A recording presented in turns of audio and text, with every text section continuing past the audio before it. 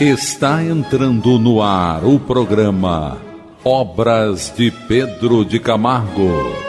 Produção e apresentação Moisés Santos. Caríssimos ouvintes da Rádio Rio de Janeiro, eu sou Moisés Santos e este é o programa Obras de Pedro de Camargo. Nós vamos continuar juntos, meu caro ouvinte, buscando o fortalecimento de nossas vidas, do nosso entendimento, diante da verdade do bem do Evangelho de Jesus em nossas vidas, para se tornarem instrumentos das nossas qualificações no uso do livre-arbítrio, na qualidade da verbalização dos nossos pensamentos, ideias e palavras, das nossas vidas, na qualificação do nosso livre-arbítrio, para que possamos administrar, conquistar e estabelecer o equilíbrio das nossas emoções, da saúde de espírito integral. E para tanto, você já sabe, está acompanhando conosco o estudo da obra Em Torno do Mestre. O autor é Pedro de Camargo, editora da Federação Espírita Brasileira. Hoje vamos estudar o capítulo Olhos de Ver. É o título desta mensagem de hoje, no entendimento da busca do Evangelho de Jesus. Jesus costumava empregar frequentemente esta frase: quem tem ouvidos de ouvir e olhos de ver, ouça e veja. Quem tem inteligência de entender, entenda. Então são palavras do Cristo que didaticamente ele apresentava, geralmente associada a uma parábola, a uma figura de linguagem, a uma metáfora, uma comparação, para que suas palavras ficassem para sempre em nossas vidas. Mas o que seriam esses olhos de ver? O que seriam esses ouvidos de ouvir? Pedro de Camargo já está dando a dica dizendo que é necessário entender. Mas será que podemos entender somente pelos recursos intelectuais? Ou o sentimento também se enquadra nessa necessidade, como receptividade, interesse, vontade e busca por esse entendimento? Vamos buscar as diretrizes libertadoras na doutrina espírita. Diretrizes libertadoras. Do Evangelho segundo o Espiritismo, capítulo 6, sob o título O Cristo Consolador, no item 4, um fragmento. O Espiritismo vem na época predita, cumprir a promessa do Cristo. Preside ao seu advento o Espírito de verdade. Ele chama os homens à observância da lei, ensina todas as coisas, fazendo compreender que Jesus só disse por parábolas. Advertiu Cristo: ouçam os que têm ouvidos para ouvir. O Espiritismo vem abrir os olhos e os ouvidos, porquanto fala sem figuras, sem alegorias. Levanta o véu intencionalmente lançado sobre certos mistérios. Vem finalmente trazer a consolação suprema aos deserdados da terra e a todos os que sofrem, atribuindo causa justa e fim útil a todas as dores. Então, meu caro ouvinte, este recurso do uso das parábolas serve para chamar a atenção, para fixar e despertar interesses em busca de entendimentos mais profundos, de acordo com a experiência de cada um, o desenvolvimento da receptividade, o interesse pela busca desses valores, passamos a ver, passamos a ouvir. À primeira vista, aqueles dizeres parecem banais. No entanto, quanta sabedoria encerram, afirma Pedro de Camargo. Olhos de ver? Acaso têm os olhos outra função que não seja ver? Ouvidos de ouvir? Para que se destinam os órgãos auditivos se não ouvir? E a inteligência? Essa faculdade prestar-se-á a outro fim que não de conquistar e assimilar conhecimentos? Realmente assim é. Todavia, o fato inconteste é que a grande maioria dos homens tem olhos e não veem, tem ouvidos e não ouvem, tem inteligência e não entendem. O que, tendo olhos, ouvidos e inteligência, e veem, e ouvem e entendem, constituem exceção. Da mesma sorte, a maioria da humanidade tem coração e não ama, tem consciência e não sente o peso das responsabilidades. Durante a passagem de Jesus pela terra, quantos viram as suas obras, ouviram as suas prédicas e entenderam as suas parábolas? Muito poucos, não é, meu caro ouvinte? Até hoje, nós vivenciamos uma conexão tão grande com a perspectiva material, do apego, do interesse pessoal, do personalismo, do egoísmo, e não conseguimos enxergar esses valores. Não conseguimos ouvir o convite do Mestre. Não conseguimos entender pela consciência que não está despertada e o coração que está empedernido pelos vícios, pelas ilusões, pelas fugas espetaculares da vida. Vamos elucidar estes conceitos? Elucidando conceitos. Do Evangelho segundo o Espiritismo, em seu capítulo 24, não ponhais a candeia debaixo do alqueire. Por que fala Jesus por parábolas? Aproximando-se, disseram-lhe os discípulos: por que lhes falas por parábolas? Respondendo-lhes, ele disse: é porque a vós outros foi dado conhecer os mistérios do reino dos céus, mas a eles isso não lhes foi dado. Porque aquele que já tem, mais se lhe dará, e ele ficará na abundância. Aquele, entretanto, que não tem, mesmo que tem, se lhe retirará. Falo-lhes por parábolas, porque vendo, não veem, e ouvindo, não escutam, e não compreendem.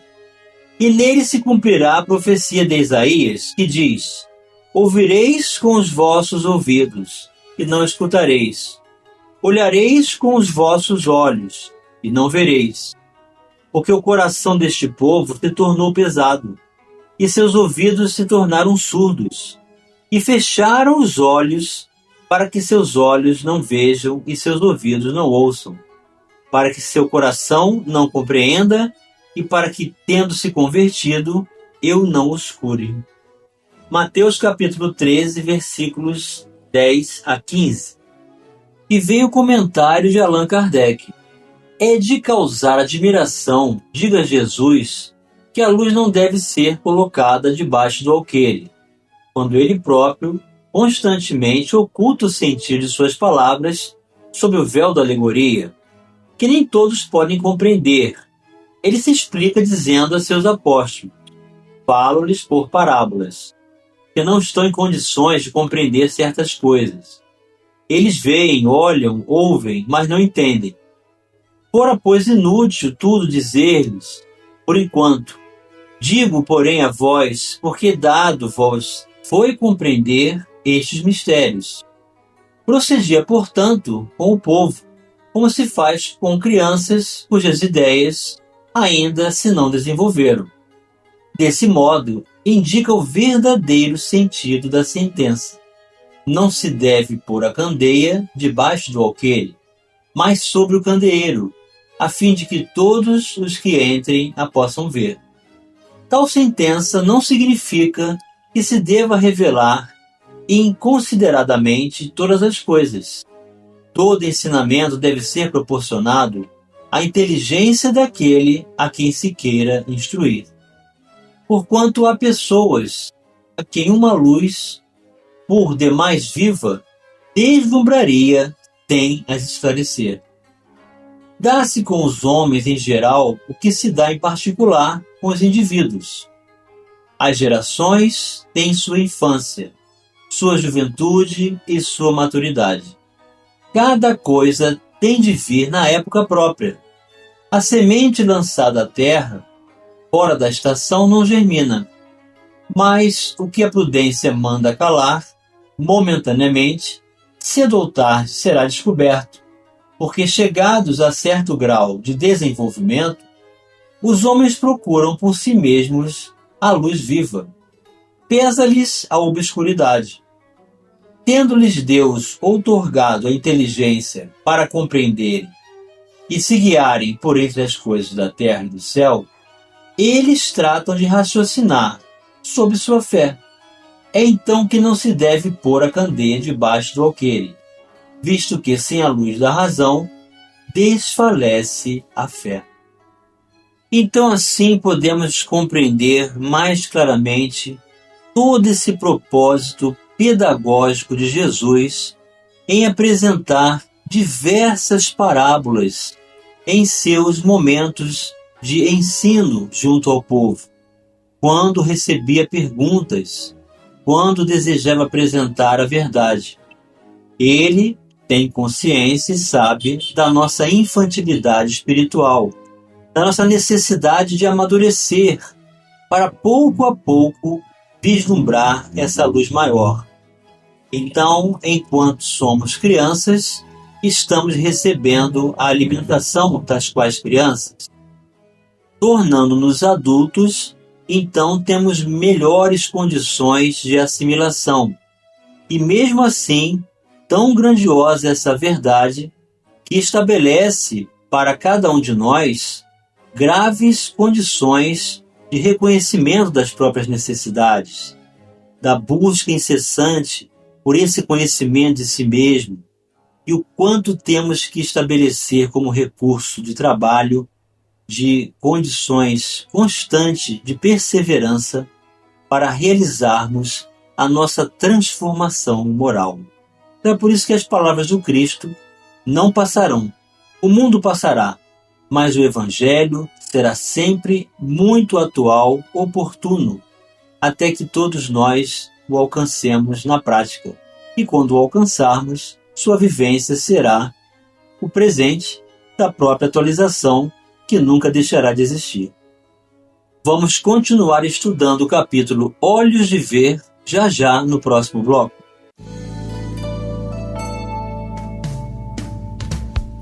Participe do programa Obras de Pedro de Camargo enviando sua mensagem, dúvida ou sugestão pelo e-mail opg@radioriodejaneiro.am.br ou pelo WhatsApp da Rádio Rio de Janeiro 984867633 aos cuidados de Moisés Santos. Estamos apresentando o programa Obras de Pedro de Camargo. Apresentação: Moisés Santos. Caríssimos ouvintes da Rádio Rio de Janeiro, voltamos agora para o segundo bloco do nosso programa de hoje, em que estamos estudando o capítulo Olhos de Ver, da obra que você já sabe que estamos acompanhando, Em Torno do Mestre. O autor é Pedro de Camargo, a editora da Federação Espírita Brasileira. Estamos entendendo por que Jesus usava de alegorias, do recurso pedagógico das parábolas, na oportunidade de aguardar a cada um de nós o momento do amadurecimento, da vontade de buscar a verdade por si mesmo, pelo esforço, determinação, pelo trabalho do bem, pela realização de sua própria transformação íntima. Então, temos olhos, mas não enxergamos a luz. Temos ouvidos, mas não atendemos ao convite do Mestre. Temos consciência, mas não sentimos porque o coração está endurecido. Então é preciso nos purificarmos. É preciso estabelecer o concurso da receptividade, da mansuetude, da condição favorável de aprendizes para reconsiderarmos valores e substituir toda a postura de altivez do nosso orgulho pela humildade e simplicidade de coração. E continua Pedro de Camargo perguntando: quantas almas foram tocadas pela magia do divino verbo? Bem poucas, ele mesmo responde. As Madalenas, referindo-se a Maria de Magdala, os Zaqueus, referindo-se ao publicano conhecido no Evangelho, e os Saulos, antes de se transformar para Paulo e encontrar-se com a luz do Cristo às portas de Damasco. Não se contam por dezenas, são raridades. Na história profana, verifica-se o mesmo critério.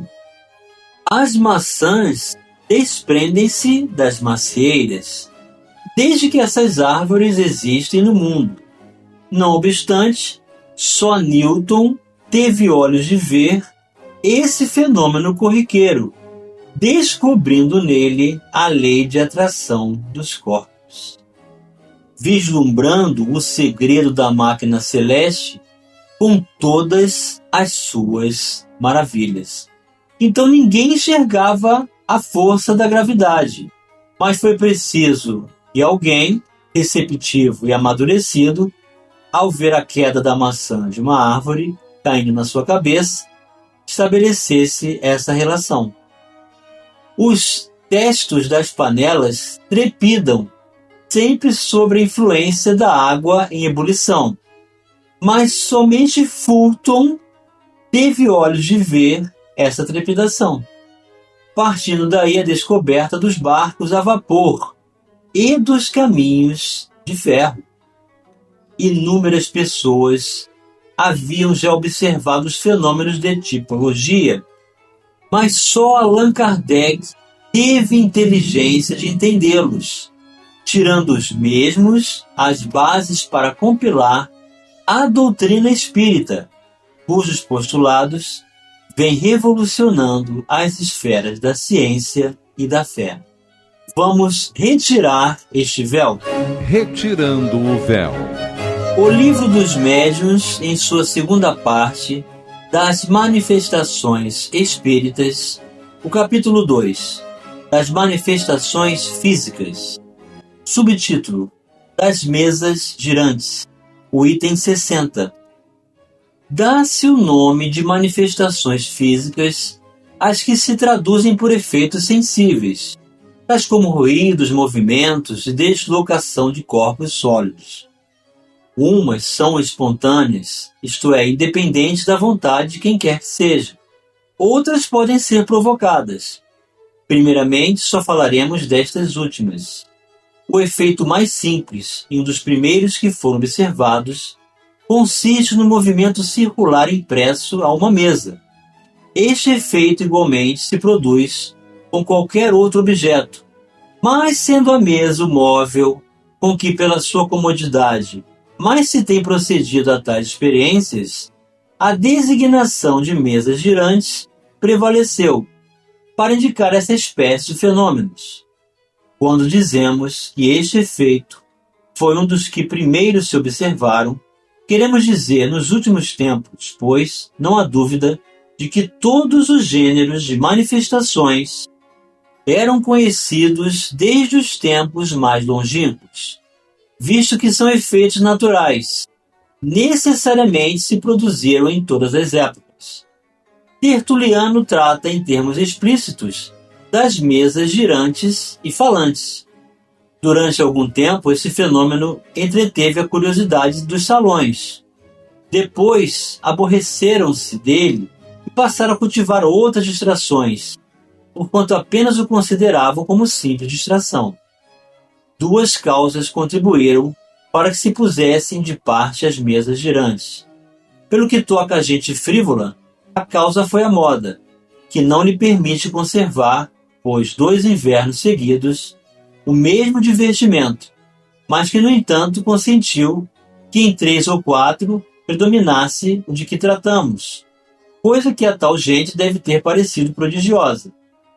Quanto às pessoas criteriosas e observadoras, o que as fez desprezar as mesas girantes foi que, tendo visto nascer delas algo de sério, destinado a prevalecer, passaram a ocupar-se com as consequências que o fenômeno dava lugar, bem mais importantes em seus resultados. Deixaram o alfabeto pela ciência, tal o segredo desse aparente abandono, com que tanta bolha fazem os motejadores, ou seja, os adversários. Como quer que seja, as mesas girantes representarão sempre o ponto de partida da doutrina espírita, e por essa razão, algumas explicações lhe devemos, tanto mais que, mostrando os fenômenos na sua maior simplicidade, o estudo das causas que os produzem ficará facilitado, e uma vez firmada, a teoria nos fornecerá a chave para a decifração dos efeitos mais complexos. Então, meu caro ouvinte, de um fenômeno físico que tinha por brincadeira os invernos parisienses, Allan Kardec viu a possibilidade de que existia uma inteligência por trás desses fenômenos, para responder às perguntas que somente pessoas desenvolvidas nos campos da intelectualidade, acadêmicos como ele era, e também desenvolvido na moral, pudessem responder, e não as pessoas ali presentes. Assim nasce a doutrina espírita, através de um fenômeno simples, em que Allan Kardec teve os olhos para ver. E conclui Pedro de Camargo: todos os homens têm no peito um coração que pulsa e que sente, mas os que amam o próximo como a si mesmos são tão raros que se denominam santos. Diante do exposto, concluímos que o Divino Mestre tinha sobras de razão quando chamava a atenção dos seus ouvintes por meio dessas palavras que deram pábulo a esse artigo, ou seja, a base. Aprendemos com o Senhor que os verdadeiramente vivos neste orbe, com olhos de ver, ouvidos de ouvir e coração de amar, são raridades dignas de nota, como a flor de lótus e os trevos de 4 folhas. E chegou o momento, meu caro ouvinte, de você receber a mensagem do Mestre. Mensagem do Mestre. Aproximando-se dele, seus discípulos lhe disseram: por que lhes falas por parábolas? Respondendo, disse-lhes ele: é porque a vós outros foi dado conhecer o mistério do reino dos céus, ao passo que a eles isso não foi dado. Porque aquele que já tem, mais se lhe dará, e ele ficará na abundância. Aquele, entretanto, que não tem, mesmo que tem, se lhe retirará. Por isso é que lhes falo por parábolas, porque vendo, nada veem, e ouvindo, nada entendem, nem compreendem. Neles, os mistérios do reino dos céus, se cumpre a profecia de Isaías quando diz: ouvireis com os vossos ouvidos e nada entendereis. Olhareis com os vossos olhos e nada vereis. Mateus capítulo 13, versículos 10 a 14, meu caro ouvinte. Vamos aprender a vislumbrar com os olhos da alma o Evangelho de Jesus. Vamos ouvir o chamado que Jesus nos faz para segui-lo, para nos tornarmos seus discípulos e aprender com ele todos os mecanismos favoráveis para a aquisição do sentido real da vida, que é o da libertação de todos os males, da satisfação plena da alegria de viver, de aprender a amar, a servir sempre nesse propósito do bem. E permanecendo conectado nele, conheceremos toda a sua verdade, toda a sua luz, todo o seu amor. Então vamos permitir que nos nossos corações nós possamos abrigar a presença amorável de nosso Senhor Jesus em nossas vidas, hoje e sempre. Muita luz, muita paz, um grande abraço e até o próximo programa. Você ouviu o programa Obras de Pedro de Camargo. Produção e apresentação Moisés Santos.